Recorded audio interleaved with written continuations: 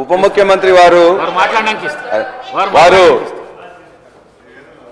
నేను విద్యాశాఖ మీద మాట్లాడే ముందు కొన్ని అంశాల ముందు వారు మాట్లాడుతూ చెప్పారు. మేము ఆర్థిక శాఖ మంత్రి గారికి ఒక్కటే రిక్వెస్ట్ చేస్తున్నాం. వారు చేసిన ఈ మండలంలో లేకపోతే ఈ యొక్క నియోజకవర్గంలో 20,000 చేసినాం 25,000 చేసినాం అని చెప్పేసి అన్నారు కదా. మా జనగామ నియోజకవర్గంలో 127 గ్రామాలు ఉన్నాయి. 127 గ్రామాలలో ఏ గ్రామానికైనా ఒక గ్రామానికి రండి. ఆ గ్రామంలో 100% చేసినని చెప్పేసి అంటే నేను అప్పుడే ముక్కు నేల మీద రాస్తా, నేను రిజైన్ కూడా చేస్తా అని చెప్పి మీకు ఛాలెంజ్ చేస్తా ఉన్నా. ఏ ఒక్క గ్రామం 107 గ్రామాల్లో రుణమాఫీ అయిపోయిందని చెప్పేసి. అందుకే ఉట్టిగా వాదనల కోసం నెంబర్ల కోసం అది కాదు అధ్యక్ష. మీరు ప్రామిస్ చేసిన దానిలో కొంత 50% వరకు వచ్చింది, మిగతా వాళ్ళకి ఇవ్వండి, వాళ్ళు మొత్తం అడుగుతుందని చెప్పేసి మేము చెప్తున్నాం. అందుకే నా జనగామనే కాదు మీ యొక్క మదిరి నియోజకవర్గం అయినా పర్వాలేదు, ఎక్కడికి వచ్చినా కూడా మేము కూడా వస్తాం. మేము తప్పు మాట్లాడినట్లయితే మా యొక్క ఆ రైతుల ముందే నేను ముక్కుని ఎగరేస్తా అధ్యక్ష. అది నేను వదిలిపెడుతున్నా అధ్యక్ష దాన్ని. ఎందుకంటే మేము ఇది మాట్లాడగానే వారు ఎందుకంటే సెంట్రల్ యూనివర్సిటీలో చదువుకున్నారు, మేము ఉస్మాన్ యూనివర్సిటీలో చదువుకున్నాం. వారికి కొద్దిగంత ఎక్కువగా ఈ యొక్క గోబెల్స్ గురించి వాటి గురించి బాగా తెలుసు అధ్యక్ష. విద్యాశాఖలో ఇవాళ విద్యాశాఖకు మంత్రి గారుగా ముఖ్యమంత్రి గారు ఉన్నారు. ముఖ్యమంత్రి గారి పనితీరు ఎట్లా ఉంటుంది, ముఖ్యమంత్రి గారికి ఎంత టైం ఉంటుంది ఏం లేదని చెప్పి నేను సీఎంఓ ఆఫీస్లో పనిచేసిన కాబట్టి నాకు తెలుసు. కాబట్టి ముఖ్యమంత్రి గారు దానికి టైం ఇవ్వలేకపోతున్నారు. ఇప్పటిదాకా సెక్రటరీ కూడా 4 సార్లు సెక్రటరీలో మార్చిండ్రు. మాట్లాడుతున్నా అధ్యక్ష, నేను ఏం మాట్లాడతలేను. ఇవాళ ఆ విద్యాశాఖలో ఏదైతే ఈ 15 నెలల్లో జరిగిందో భారతదేశంలో ఏనాడు కూడా ఏ సంవత్సరంలో కూడా జరగనంతగా ఈ సంవత్సరంలో విద్యాశాఖలో స్కూల్ ఎడ్యుకేషన్లో 2 లక్షల మంది డ్రాప్ అవుట్ అయినరు. ఇది నేను రాసింది కాదు అధ్యక్ష, అనేక పేపర్లు వారు కూడా 1-2 సమయం మాట్లాడిండ్రు. 2 లక్షల మంది జూనియర్ కాలేజీలో డిగ్రీ కాలేజీలో మొత్తం తగ్గిపోయినరు. యూనివర్సిటీల గురించి చాలా ఎక్కువగా చెప్పింది, మేము పట్టించుకోవట్లేదని చెప్పేసి అదే యూనివర్సిటీలో ఒక మహిళా యూనివర్సిటీకి పేరు మార్చి మొత్తం కూడా ఇలా ఒక్క ఇటుక పెట్టలేదు, ఒక్క రూపాయి ఇవ్వలేదు, ఒక్క రిక్రూట్మెంట్ చేయలేదు. ఇవాళ మొత్తం స్కూల్ ఎడ్యుకేషన్ కానీ హైయర్ ఎడ్యుకేషన్ కానీ యూనివర్సిటీ ఎడ్యుకేషన్ కానీ మొత్తాన్ని పండబెట్టిండ్రు అధ్యక్ష. అంతేకాదు ఆర్థిక శాఖ మంత్రులు ఒక మాట చెప్పిండ్రు. ఆర్థిక శాఖ మంత్రి గారు ఇక్కడే ఎల్ఓపిగా ఉన్నప్పుడు మొత్తం కూడా ఇలా ఈ యూనివర్సిటీ విద్యార్థులకు 3,000 రూపాయలు ఇస్తున్నారు, 1,500 రూపాయలు ఇస్తున్నారు. వాళ్ళకు కూడా 3,000 ఇచ్చే పరిస్థితుల్లో మీ ప్రభుత్వం లేదా? వాళ్ళందరినీ కూడా వ్యయంగా ఎందుకు ఎక్స్పెండిచర్గా భావిస్తున్నారు? ఇది మానవ వనరుల మీద పెట్టిన అది, కాబట్టి మీరు ఎందుకు ఇవ్వట్లేదని చెప్పేసి అడిగారు. మరి వారే ఇలా ఆర్థిక శాఖ మంత్రి అయినరు, వారు యూనివర్సిటీ నుంచి వచ్చిన వాళ్ళు. ఇంకో మాట కూడా చెప్పింది, ఇలా యూనివర్సిటీలో పేదవాళ్ళు ఉన్నారు, పేదవాళ్ళంత మాత్రాన వాళ్ళకి సబ్జెక్ట్ లేకుండా కాదు, వాళ్ళు ఇలా చాలా ఇబ్బంది పడుతున్నారు పెంచుతామని చెప్తే మేము పెంచే 1,500 నుంచి 1,800 చేసి దాన్ని 3 ఏళ్ల నుంచి ₹1 రాలేదు అధ్యక్ష. వీరు వచ్చిన 15 నెలల నుంచి కూడా ఏ యూనివర్సిటీకి కానీ ఏ ఎడ్యుకేషన్ డిపార్ట్మెంట్ కానీ ఎవరు కూడా ₹1 రాలే, ఒక్క ఇటుక పెట్టలే, ఒక్క రిక్రూట్మెంట్ స్కూల్ ఎడ్యుకేషన్లో కొన్ని జరిపినారు అధ్యక్ష. అంతే తప్ప కానీ ఎక్కడ చేయలేదు. దయచేసి విద్యాశాఖ మంత్రులుగా ఉన్న ముఖ్యమంత్రిగా నేను విజ్ఞప్తి చేస్తున్నాం, ఇది అందరూ కూడా ఆలోచించి. సార్ నేను పల్లారాజేశ్వర రెడ్డి గారు ఎడ్యుకేషనల్ ఇన్స్టిట్యూషన్స్ నడుపుతారు, చదువుకున్నవారు, వాస్తవాలు కొంచెం దగ్గరగా మాట్లాడతారని ఆశించాను అధ్యక్ష. వారు మాట్లాడాలని కూడా కోరుకుంటున్నాను, ఎందుకంటే వారు కొంత లెఫ్ట్ ఆర్గనైజేషన్స్లో కూడా గతంలో పనిచేశారు. కొంచెం వాస్తవాలు చెప్తే మేము కూడా ఏమైనా పనికొచ్చామంటే వాడుకుంటాం అనుకున్నాం. కానీ మరీ ఇంత బ్లేటెంట్గా ముఖ్యమంత్రి గారు విద్యాశాఖ చూస్తున్నారు, వారి సమయం లేదు, ఏమి పట్టించుకోవట్లేదు అని అంటున్నారు. ఇది కరెక్ట్ కాదు అధ్యక్ష. ఒకవేళ మీరు పనిచేసినటువంటి ముఖ్యమంత్రి గారు ఆ రకంగా ఉంటారు కాబట్టి అందరూ అట్లాగే ఉంటారని మీరు భావిస్తే అది కరెక్ట్ కాదు అధ్యక్ష. ఆ ముఖ్యమంత్రి గారు నేను అధ్యక్ష వారు ఎడ్యుకేషన్ శాఖ చూస్తూ ఉంటారు, మేమందరం ఈరోజు గర్విస్తూ ఉన్నాం. ఎడ్యుకేషన్ శాఖను వారు చూస్తూ ఈరోజు అధ్యక్ష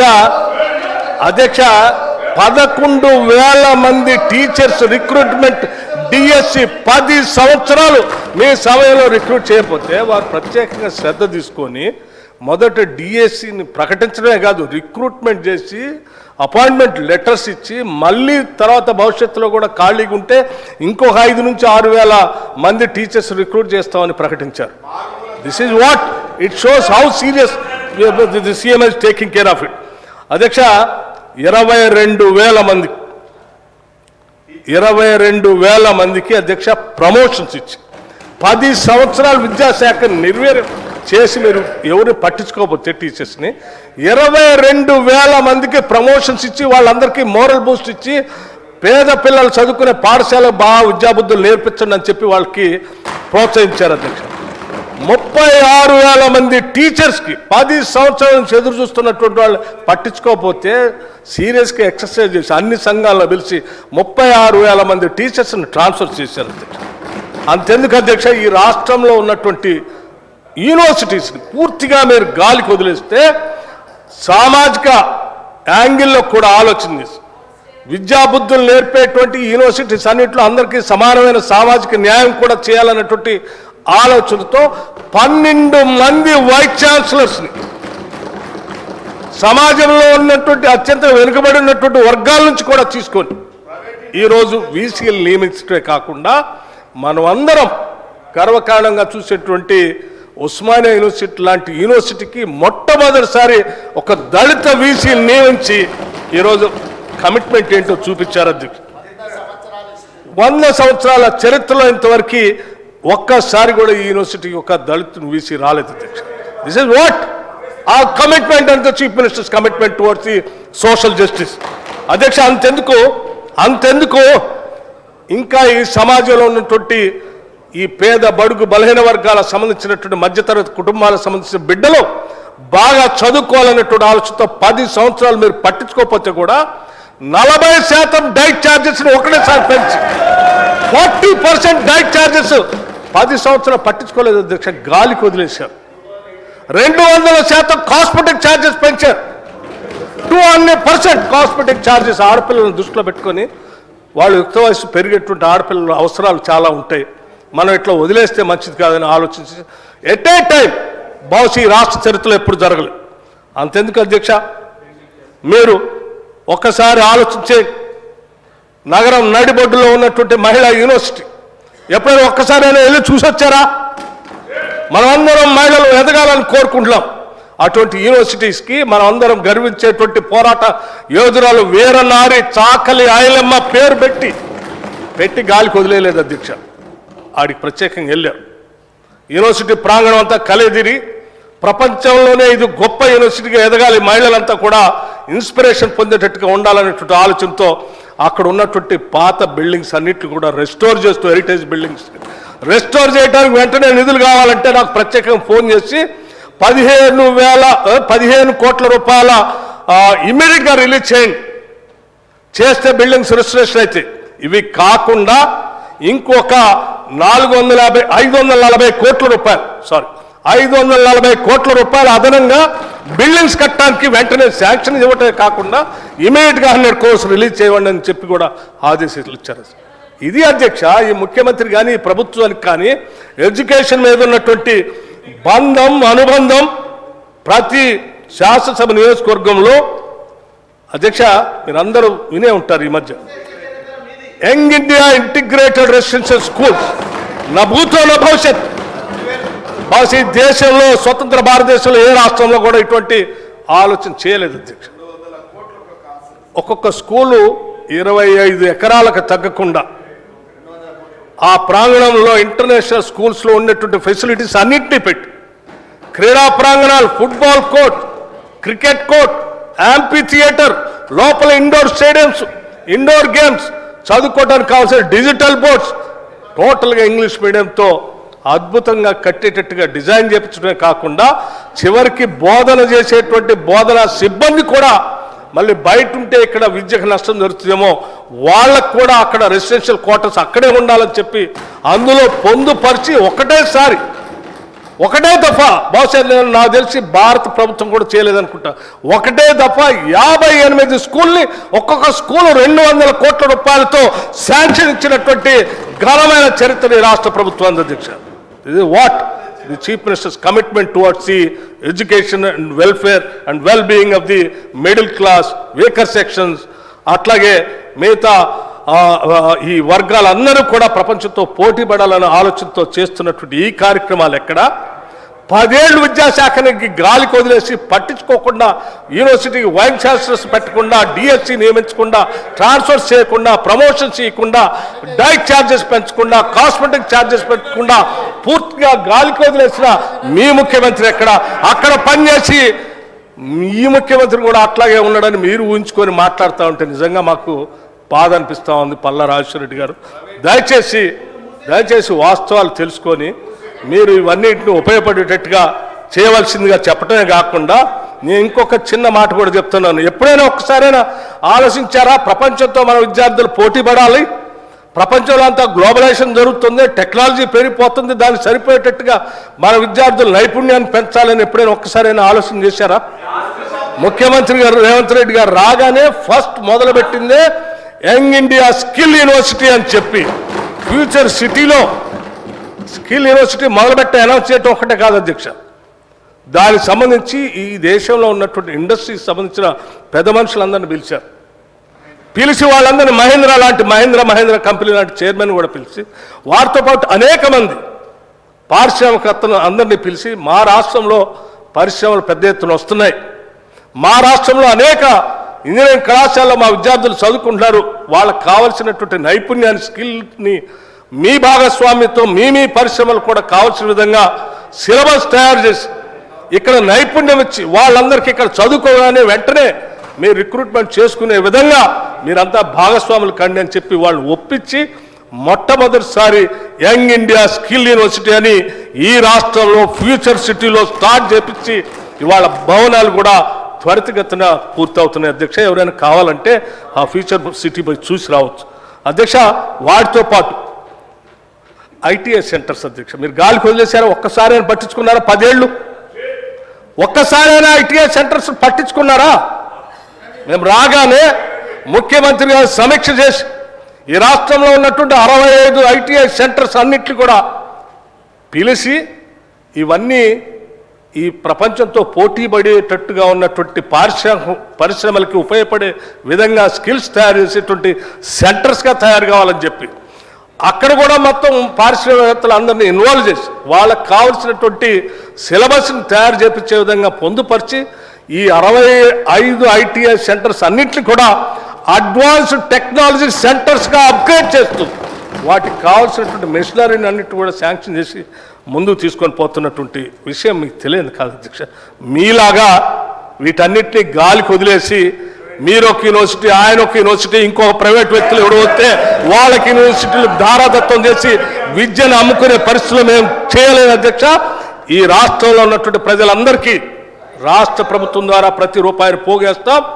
ఆ వేసేటువంటి ప్రతి రూపాయి పిల్లల భవిష్యత్తే రేపటి తెలంగాణ భవిష్యత్తుగా తీర్చిదిద్దే విధంగా ఈ రాష్ట్ర ముఖ్యమంత్రి విద్యాశాఖను పర్యవేక్షిస్తున్నారు కాబట్టే ఈరోజు ఇవన్నీ చేయగలిగాం. ఈ చేసేటువంటి విషయాన్ని వదిలేసి విద్యాశాఖ చూస్తున్నారు, మీరు గాలికి వదిలేస్తున్నారు, మీకు సమయం లేదంటే అది కరెక్ట్ కాదు అధ్యక్ష. దయచేసి పల్లా రాజేశ్వర రెడ్డి గారు సబ్జెక్ట్ మాట్లాడేటప్పుడు కొంచెం దగ్గరలో ఉండేటట్టుగా మాట్లాడవలసిందిగా వారికి విజ్ఞప్తి చేస్తూ ముగిస్తా ఉన్నాను అధ్యక్ష. మేము మాట్లాడే ముందే ఒక్క లైన్ మాట్లాడగానే వాళ్ళు గంటసేపు మాట్లాడితే నేను ఎక్కడ మాట్లాడితే నాకు కావాల్సిన యాంపిల్ టైం ఇవ్వాలని కోరుతున్నాను అధ్యక్ష. వారు మేము మాట్లాడిన దాంట్లో ఉస్మానియా యూనివర్సిటీలో వాళ్ళందరూ వస్తే 3,000 రూపాయలు చేయమని చెప్పి వారు డిమాండ్ చేసి చేసిందా లేదా అని చెప్పేసి అడిగితే తర్వాత చెప్పమంటే అది తప్ప అన్ని విషయాలు చెప్పింది అధ్యక్ష. అంతే పచ్చి అబద్ధాలు, అంటే అవాస్తవాల్లో ఏం చెప్పిందంటే అధ్యక్ష, ఈ రాష్ట్రంలో 2014 తర్వాత ఏ వీసీ కూడా అపాయింట్ కానట్టు వీరు మాత్రమే వీసీలు 30 మంది వీసీలని గత 2014 నుంచి 2020 వరకు వీసీలను అపాయింట్ చేసిండ్రు. మొట్టమొదటి దళిత వీసీ సాంబయ్య గారు మాదిగ కమిటీకి ఉన్నట్లయితే 5 సంవత్సరాలు ఉంటే ఇవాళ తెలంగాణ యూనివర్సిటీకి వేసిండ్రు. రెండో ఎస్సీ వీసీ మల్లేశం గారిని ఇవాళ శాతవాహన యూనివర్సిటీకి వేసిండ్రు. అదేవిధంగా రాథోడ్ అని చెప్పేసి ఎస్టీ అక్కడ కూడా 10 years లేకపోతే వాళ్ళని కూడా దాన్ని మొత్తం తీసుకొచ్చేసి మహబూబ్నగర్ పాలమూరు యూనివర్సిటీకి ఇచ్చిండ్రు. మీరు నిన్న పోయి కలియదిరిగినని చెప్పిన యూనివర్సిటీకి సబితా ఇందారెడ్డి గారు మంత్రిగా ఉండి మొత్తం కూడా ఉస్మానియా యూనివర్సిటీలో 4 అత్యంత పెద్ద బిల్డింగ్లు కట్టడమే కాకుండా అంత ముందున్న మెస్ ఛార్జీలను 100% పెంచి ఆ యొక్క దానికి మొట్టమొదటిసారి ఆ యొక్క మహిళా యూనివర్సిటీకి ఒక దళిత వీసీని వేసింది. 4 దళిత వీసీలను గత ప్రభుత్వం వేసింది, బీసీలను వేసింది, మైనార్టీలు వేసింది. ఈ విధంగా పచ్చిగా అబద్ధాలు చెప్తే ఎట్లా అధ్యక్ష?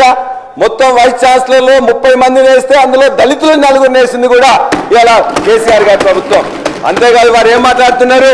మొత్తం కూడా 3 లక్షల మంది ఆనాడు ఐటీ ఉద్యోగస్తులు ఉంటే ఇవాళ 10 లక్షల మంది ఉద్యోగులు వచ్చింది.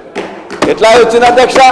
హైదరాబాద్ నగరంలో స్కిల్ డెవలప్మెంట్ చేసి, టాస్క్ను ఓపెన్ చేసి, మొత్తం ఇలా ఐటీ హబ్ తీసుకొచ్చి, మొత్తం కూడా ఇలా భారతదేశంలోనే 58,000 కోట్లకు సంబంధించిన ఇవాళ ఐటీ ఉన్నట్లయితే 2.5 లక్షల ఐటీలకు పెంచింది ఇవాళ గత ప్రభుత్వం కాదా అధ్యక్ష? అదేవిధంగా వారు చెప్పి నేను అడుగుతున్నాను ఇవాళ, అందుకే మేము ఇట్లా చేసినామని చెప్తున్నారు. ఎందుకు మేము అడుగుతున్నాం? ఇవాళ విద్యాశాఖ మంత్రిగా ముఖ్యమంత్రి ఉన్న తర్వాత ఎందుకు 1053 స్కూల్స్ బంద్ అయినాయి? ఎందుకు 2 లక్షల మంది విద్యార్థులు డ్రాప్ అవుట్ అయినరు? ఎందుకు కూడా ఒక్క ఫ్యాకల్టీని కూడా యూనివర్సిటీలో రిక్రూట్ చేసిండ్రా? మీరు చెప్పినట్టు 3,000 రూపాయలకు పెంచిండ్రా? చిన్న ఏదో చేసేసి అదే గొప్పగా చేసిన చెప్పుకుంటే కష్టం అధ్యక్ష. అదే కాదు ఇలా ఈ యొక్క జూనియర్ కాలేజీలు, డిగ్రీ కాలేజీలు, యూనివర్సిటీలు, పాఠశాలల్లో ఉన్న డ్రాప్ అవుట్సే కాకుండా ఇవాళ న్యూ ఎకనామిక్ పాలసీ తీసుకొచ్చిన పివి నరసింహరావు గారికి అనుగుణంగా, ఆ తర్వాత టెక్నికల్ ఎడ్యుకేషన్ పెంచాలని చెప్పేసి రాజీవ్ గాంధీ యొక్క ఆశలకు అనుగుణంగా భారతదేశంలో 1980 తర్వాత అనేక ప్రైవేట్ యూనివర్సిటీస్ కానీ ప్రైవేట్ విద్యా సంస్థలు వచ్చినాయి. ఏం చేసింది అధ్యక్ష?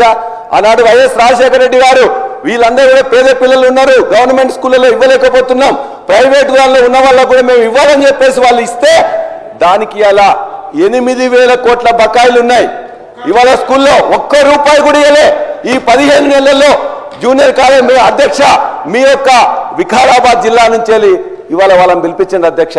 ఆ కాలేజీలు ఎవరు పెట్టుకున్నారు అధ్యక్ష? ఇవాళ అత్యంత పేదవాళ్ళు డిగ్రీ చేసి, పీజీ చేసి 5-6 మంది కలిసి జూనియర్ కాలేజ్, డిగ్రీ కాలేజీలు పెట్టుకుంటే వాళ్ళు ఇవాళ 15 నెలల నుంచి ఒక్క పైసా ఇవ్వలేకపోతే కరెంటు బిల్లు కట్టలేక మొత్తం కూడా ఇబ్బంది ఉన్నారు అధ్యక్ష. అంతేకాదు అధ్యక్ష, నేను పదే సార్ నేనేం సబ్జెక్ట్ పోతలేను సార్. దయచేసి వాస్తవాలు మాట్లాడమని కోరుతా ఉన్నాను అధ్యక్ష. వాస్తవాలు మాట్లాడమని. బకాయిలు ఎప్పటి అధ్యక్ష? వారి ప్రభుత్వ హయాంలో ఉన్న బకాయిలు అధ్యక్ష. ఇది సంవత్సర కాలంలో ఉన్న బకాయిలు కావు. వారి సంవత్సరంలో 5 సంవత్సరాల పాటు బకాయిలు ఇవ్వకుండా పెట్టింది ఎవరితో? పాపమంతా మా పైన వేసి మాట్లాడితే ఎట్లా అధ్యక్ష? ఈరోజు మేము చెప్తా ఉన్నాం అధ్యక్ష, జూనియర్ కాలేజీకి సంబంధించి, డిగ్రీ కాలేజీకి సంబంధించిన బకాయిలు ఒక సంవత్సరంలో కూరుతాయి అధ్యక్ష, కోట్లాది రూపాయలు. వారికి తెలిసి విషయాలు ప్రక్కదారి పట్టకుండా వారికి తెలిసిన అంశాలు కూడా ఏ సంవత్సరంలో బకాయిలు నేను చెప్పమన్నాడు అధ్యక్ష. ఏ సంవత్సరం నుంచి బకాయిలున్నాయి? ఏ సంవత్సరం నుంచి బకాయిలున్నాయి? ఈ ఒక్క సంవత్సరంలో బకాయిలు ఉన్నాయి అధ్యక్ష. బకాయిలకు సంబంధించిన అంశం విషయంలో కానీ ఈరోజు ఏమన్నారు? దళితులకు సంబంధించిన ఒక బడుగు వర్గాలకు సంబంధించిన ఉస్మానియా విశ్వవిద్యాలయంలో వినకుంటే ఎట్లా అధ్యక్ష? తప్పుదారి పట్టించినట్టు మాట్లాడుతూ ఉంటారు. ఈరోజు మేము చెప్పేది ప్రస్తావన చేసినప్పుడు ఎక్కడైనా ఇఫ్ రికార్డ్స్ కరెక్ట్ లేకుంటే మేము స్ట్రేట్ చేసుకోవడానికి ఖచ్చితంగా ముందుంటాం. కానీ వాస్తవాలకు దూరంగా మాట్లాడే కర్మం చేయకుండా ఈరోజు మేము చెప్తా ఉన్నాం, గుండె మీద చేసుకొని చెప్తా ఉన్నాం, మీ ఇంజనీరింగ్ కాలేజీలు నడుస్తూ ఉన్నాయి, మీ ఇంజనీరింగ్ కాలేజీలు నడుస్తూ ఉన్నాయి. ప్రభుత్వ పరంగా నడిచే ఇంజనీరింగ్ కళాశాలలు మీతో పాటు ఈక్వల్ స్టాండర్డ్స్ తో నడపాలనే ఉద్దేశంతో నడుపుతా ఉన్నాం. మీకంటే మెరుగైన రీతిలో రేపు నైపుణ్యాన్ని పెంచి మీ ఇంజనీరింగ్ కాలేజ్ కంటే మెరుగ్గా నడిపించే కార్యక్రమం, కార్యాచరణ తీసుకుంటాం అధ్యక్ష. We will take you as our competition. మీ ప్రైవేట్ ఇంజనీరింగ్ కాలేజీలను కాంపిటీషన్ గా తీసుకుంటాం. మా ప్రభుత్వ ఇంజనీరింగ్ కళాశాలలో చదువుతా ఉన్న విద్యార్థులు సరి సమానంగా ముందుకు తీసుకెళ్లే కార్యాచరణ తీసుకుంటాం. సార్ అది కాదు సార్, ఈరోజు మేము చేస్తా ఉన్నది నైపుణ్యానికి సంబంధించి చెప్పండి, 2 అంశాలు మీకున్న అనుభవాన్ని గురించి చెప్పండి. నైపుణ్యం ఇది కాదు, ఈ విధంగా తీసుకెళ్లే కార్యాచరణ తీసుకుంటామని. ఈ విధంగా కాకుండా ఒకటే తరఫున ప్రభుత్వంపై బురద జల్లే కార్యక్రమం చేయొద్దని చెప్తా ఉన్నాం అధ్యక్ష. సలహాలు ఇవ్వండి, సూచనలు ఇవ్వండి, అన్నిటికి సంబంధించి రికార్డ్స్ ఉన్నాయి అధ్యక్ష. 14 నెలల నుంచి వీలున్నంత వరకు బకాయిలు చెల్లించే కార్యక్రమం కానీ, వారు పెట్టిన అనేక సందర్భాల్లో పెట్టిన బకాయిలు కానీ, ఈరోజు ఆఖరికి చెప్తామా దామోదర్ రాజనరసింహ గారు ఆరోగ్యశ్రీ పరంగా ఉన్న బకాయిలను కూడా పూర్తి స్థాయిలో బకాయిలు ఈరోజు సంవత్సరంలో వచ్చింది కాదు. సో ఇవన్నీ పేరుకపై ఉన్నాయి అధ్యక్ష.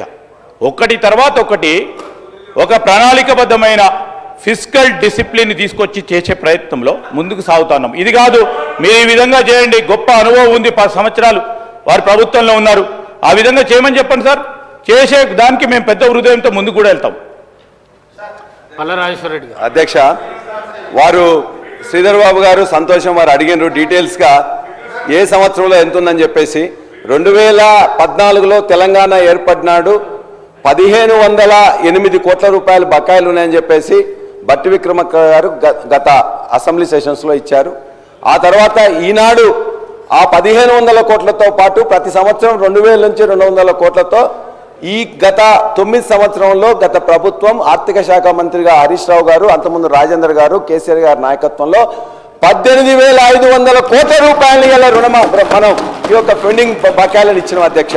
వారు అడిగినారు 2019-20లో 40 కోట్లు ఉన్నాయి, 2020-21లో 200 కోట్లు ఉన్నాయి, 2021-22లో 379 ఉన్నాయి, 22-23లో 2100 ఉన్నాయి. ఆ తర్వాత మీరు వచ్చిన తర్వాత మళ్ళీ ఒక 2,500 8,000 కోట్ల రూపాయల బకాయిలు ఉన్నాయి. ఇవాళ ఈ బకాయిలు ఉన్న వాళ్ళలో అనేక స్టేక్ హోల్డర్స్, విద్యార్థులు కానీ ఫ్యాకల్టీ కానీ 6 నెలల నుంచి సంవత్సరాల నుంచి జీతాలు రాకుండా ఉన్నారు. మొన్న అక్బరుద్దీన్ సాబ్ కూడా అడిగినారు, వారి యొక్క పరిస్థితి చూసినట్లయితే బాహర్ షేర్వాణి అందర్ పరేషాని. సితారా సినిమాలో శరత్ బాబు ఉంటాడు అధ్యక్ష, కోట్ వేసుకొని ఉంటాడు, కానీ లోపల మొత్తం కూడా చినిగి ఉంటాయి. ఇవాళ మీరు ఈ విధంగానే ఉన్నట్లయితే మొత్తం కూడా ఇవాళ 8,000 కోట్ల రూపాయలు 15 నెలల్లో 1 రూపాయి కూడా ఇవ్వలేదు. ఎస్సీ ఎస్టీ సంబంధించిన 30-40 కోట్లు ఇచ్చింది తప్ప ఇవాళ 8,000 కోట్లు ఇవ్వకపోతే తెలంగాణ బిడ్డలు, తెలంగాణ నిరుద్యోగులు, తెలంగాణ డాక్టరేట్స్ పెట్టుకున్న ఈ కాలేజీలు కానీ, జూనియర్ కాలేజీలు కానీ, డిగ్రీ కాలేజీలు కానీ అన్ని మూతపడతాయని మీకు విజ్ఞప్తి చేస్తున్నాం. బట్టి విక్రమార్క గారు దయచేసి దఫాలుగా విడతలుగా ఇవ్వాలని చెప్పి కోరుతున్నాం. వారు చెప్పింది అవాస్తవం ఒకటే. ఒకవేళ విద్యాశాఖ మంత్రి గారు విద్యాశాఖ బ్రహ్మాండంగా పనిచేసినట్లయితే ఎందుకు 2 లక్షల మంది డ్రాప్ అవుట్ అవుతారు? ఎందుకు 1,053 స్కూల్స్ బంద్ అవుతాయి? ఎందుకు మొత్తం కూడా 1 రూపాయి కూడా బకాయి ఇయ్యరు? ఎందుకు ఒక్క విద్యార్థిని, ఒక్క ఫ్యాకల్టీని కూడా ఇప్పటిదాకా ఎందుకు రిక్రూట్ చేయలే? ఎందుకు డిఎస్సి పేరు మీద మెగా డిఎస్సి 25,000 మంది ఇస్తామని చెప్పిండ్రు. అంతకుముందు 8,000 ఇలా డిఎస్సి కాకుండా పబ్లిక్ సర్వీస్ కమిషన్ ద్వారా ఇంతకుముందు రిక్రూట్మెంట్ చేస్తున్నాం. మేము ఇచ్చిన 5,000కు ఇంకో 5,000 కలిపి ఇవాళ డిఎస్సి ఇచ్చేసి మొత్తం మేమే చేసినామని చెప్పేసి అంటే ఎట్లా అధ్యక్ష? 55,000 మందికి ఇచ్చినామంటున్నారు కదా. మేము ఇవాళ మీ అందరికీ కూడా మేము డీటెయిల్స్ పంపిస్తున్నాం. ఈ ప్రభుత్వం చేసింది 5,900, మొత్తం కూడా ఇప్పటిదాకా 55,000 మీరు చెప్తున్న దానిలో 11,000 మాత్రమే ఉద్యోగాలు ఇచ్చిండ్రు. ఇది ప్రాసెస్. ఖచ్చితంగా అంతకుముందు నోటిఫికేషన్ ఇవ్వచ్చు, ఎగ్జామ్స్ కండక్ట్ చేయొచ్చు, రిజల్ట్స్ ప్రకటించవచ్చు. మీకు అదృష్టం వచ్చింది, మీరు మాకు వచ్చింది కాబట్టి చేస్తామంటే అది ఒప్పుకుంటే ఏముంటుంది అధ్యక్ష? మేమే ఇచ్చామని ప్రభుత్వాలు అనేది కంటిన్యూస్ ప్రాసెస్లో ఆనాడు జరిగిన నోటిఫికేషన్కి మేము ఇచ్చినామని చెప్తే బాగుంటుంది. కానీ మేమేమి ఇవ్వలేదని 1,61,000 ఉద్యోగాలని అంతకుముందు ఇచ్చినాం, మేము చెప్పుకున్నాం. ఈ వీళ్ళందరూ కూడా మేము చెప్పుకోలేకపోయినాం. గత ప్రభుత్వం బట్టి విక్రమార్క గారు అన్నారు, మేము చెప్పుకున్నాం కాబట్టి ఎమ్మెల్సీ ఎన్నికలు ఆనాడు నేను గెలిచిన, ఖచ్చితంగా ఛాలెంజ్ చేసిన. ఈనాడు జనగాంలో నేను గెలిచినప్పుడు కూడా మా వాళ్ళందరూ చెప్పుకోలేకపోయినరు, విఫలమైనరు. అందుకే మేము ఓడిపోయినాం, చేసిన వాటిని చెప్పుకోలేక. కానీ మీరు చేయకుండానే మొత్తం కూడా ఇవాళ లక్షలాది కోట్లాది రూపాయలు చెప్తున్నారు అధ్యక్ష. మేము ఇవాళ ఒకవేళ మీరు బాగా చేసినట్లయితే ఇవాళ గురుకులాల అధ్యక్ష 1000 గురుకులాలు ఉన్నాయి. ఇవాళ వాటి యొక్క పరిస్థితి అధ్వానంగా ఉన్నది. ఒకప్పుడు బ్రహ్మాండంగా వచ్చేవాళ్ళు, ఇవాళ గురుకులాల్లో దరిదాపుగా 83 మంది చనిపోయారు. విద్యాశాఖ సంబంధించిన అనేక విద్యార్థులు స్ట్రెస్కు లోనే కానీ రకరకాల కారణాల చేత 481 మంది విద్యార్థులు చనిపోయారు. ఈ 481 మంది విద్యార్థుల లిస్టు, ఈ గురుకుల విద్యార్థుల యొక్క 83 లిస్టు, ఈ రైతుల ఆత్మహత్యల యొక్క 491 లిస్టు, ఈ ఆటో డ్రైవర్స్ యొక్క 116 లిస్టు మొత్తం మీకు ఇస్తున్నాం. ఇందులో ఒక్కటి తప్పున్నా కూడా మమ్మల్ని క్వశ్చన్ చేయండి అధ్యక్ష. దయచేసి విద్యాశాఖ వారి దగ్గర ఉన్నది కాబట్టి మరలా దీనికి ఏం చేయాలని చెప్పేసి మమ్మల్ని కూడా వారు అంటున్నారు, మీరు ఏదో ప్రైవేట్ యూనివర్సిటీ తీసుకోని చెప్పేసి. 28 సంవత్సరాల నుంచి ఈ యొక్క ఇన్స్టిట్యూషన్స్ పెట్టినాం. మా దగ్గర మీరు అనేకం కూడా ఇవాళ అనేక ఎంక్వైరీస్ చేశారు. విజిలెన్స్ అని, పోలీస్ అని, రెవెన్యూ అని, ఎడ్యుకేషన్ అని అన్నిట్లో కూడా 15 నెలల్లో ఏమన్నా తేలితే మా మీద చర్య తీసుకోండి. అంతేగాని మీరు మేమని కాదు. ఇలా ఖచ్చితంగా ప్రైవేట్ ఎడ్యుకేషన్ అనేది 70-80% ఉంది కాబట్టి దాన్ని కూడా ఖచ్చితంగా రక్షించుకుంటేనే ఇవాళ హైయర్ ఎడ్యుకేషన్తో పాటు మీరు ఏదైతే టాస్క్కి భిన్నంగా ఇంకో కొన్ని చేస్తా ఉన్నారు, మేము ఆహ్వానిస్తున్నాం. ఏదైతే ఐటీఐలో కొద్దిగా పునరుద్ధరిస్తా అంటున్నారు ఆహ్వానిస్తున్నాం, కానీ అవి చాలా చిన్నది అధ్యక్ష. ఇవాళ విద్యార్థులకు టెక్నికల్ ఎడ్యుకేషన్ లో ఉండే లక్షలాది మంది విద్యార్థులకు ఏం చేయాలని చెప్పేసి ఆలోచించండి. ఒక యూనివర్సిటీలో 50 కోర్సులు పెట్టి ఒక 5,000 మందిని డెవలప్ చేస్తామంటే అది సరిపోదు. కాబట్టి ఖచ్చితంగా ఈ యొక్క విద్యార్థి బాహుళ్యాన్ని మొత్తానికి ఏ విధంగా టెక్నాలజీ పెంచాలని చెప్పి ఆలోచించాలి తప్ప మేము ఒక కాలేజీ పెట్టినాం, ఒక స్కూల్ పెట్టినాం, దీంతోనే అండపిండ బ్రహ్మాండం ఏంటంటే ఎవరు కూడా ఒప్పుకోరు అధ్యక్ష, అది ఉపయోగపడదు. కాబట్టి విద్యాశాఖ మొత్తం కూడా కుప్పకూలిపోయింది. దాన్ని ఖచ్చితంగా మళ్ళా మీరు మీ యొక్క విద్యాశాఖ మంత్రి గారిని ముఖ్యమంత్రి గారిని కూడా కోరుతున్నాం, ఈ వాస్తవాలను శాంతంగా గమనించండి. తప్పుంటే మాకే ఉన్నట్లయితే మేము మాట్లాడు, మీరు మిమ్మల్ని కలుద్దామంటే కానీ మీ శాఖ వాళ్ళని కలుద్దామంటే కానీ ఎవరు అందుబాటులో ఉండట్లేదు. ఎందుకంటే అంతకుముందున్న సెక్రటరీకి 4-5 పోస్టులు ఇచ్చిండ్రు, అందువల్ల అతను కూడా పోయి మొత్తం గవర్నర్ ఆఫీస్లోనే కూర్చునే వాళ్ళు. కాబట్టి ఆ రోజు వీలు కాలే. కాబట్టి దయచేసి మీరు ఈ యొక్క విద్యాశాఖ మీద మరింత కాన్సన్ట్రేట్ చేయాలని చెప్పేసి కూడా నేను కోరుతా ఉన్నా. అదేవిధంగా కృష్ణా గోదావరి నీళ్ళ గురించి నిన్న మొన్న ఇందులో కూడా మెన్షన్ చేసిండ్రు. కృష్ణా నీళ్లలో ఈ సంవత్సరం 1,010 టీఎంసీల నీళ్ళు వచ్చినాయి. మీరేమంటున్నారు, ఎప్పటికీ కేసీఆర్ గారు గత ప్రభుత్వం మొత్తం కూడా కృష్ణా వాటర్ మీద పట్టించుకోలేదు అంటున్నారు. మరి మీరేం చేసిన అధ్యక్ష? ఓకే, మేము పట్టించుకోలేదు. మీరు పట్టించుకున్నట్లయితే ఏదైతే మేము ఒప్పుకున్నాం, 1 సంవత్సరానికే మేము ఒప్పుకున్నాం, ఆ ఒప్పుకున్న దాని ప్రకారం కూడా ఇవాళ 1010లో వాళ్ళకు పోవాల్సిన నీళ్లు 666 టీఎంసీలు, కానీ ఈనాటికి 650 టీఎంసీలు ఆల్రెడీ వెళ్ళిపోయినాయి. రోజుకు 2 టీఎంసీలు లేపుతున్నారు. పోతిరెడ్డిపాడు కావచ్చు, ముచ్చుమర్రి కావచ్చు. ఇవాళ ఏదైతే మీరు 2023 నాటి స్టేటస్ కో ఉండాలని ఇక్కడ తీర్మానం చేసినామో ఆ తీర్మానం ఎక్కడ పోయింది అధ్యక్ష? ఎందుకు మీరు అధీనంలోకి తీసుకోలేకపోయినారు? నాగార్జున సాగర్ రైట్ కెనాల్ నుంచి ఇప్పటికి కూడా 10,000 క్యూసెక్లు ఎందుకు పోతున్నాయి? లెఫ్ట్ కెనాల్కి ఎందుకు నీళ్ళు రావట్లేదు? ఇవాళ మనకు రావాల్సిన నీళ్లు ఇవాళ మనకు రావాల్సిన 100, 100, 102 టీఎంసీలు ఉన్నాయి, కానీ అక్కడ ఎన్ని నీళ్ళు ఉన్నాయి అధ్యక్ష? ఇవాళ వాళ్ళకు ఇప్పటికీ మేము ఒప్పుకున్న ప్రకారం చేసినా కూడా ఇప్పటికి వాళ్ళకి 666లో 657 పోతే 9 టీఎంసీల నీళ్లు మాత్రం వాళ్ళకు పోవాలి.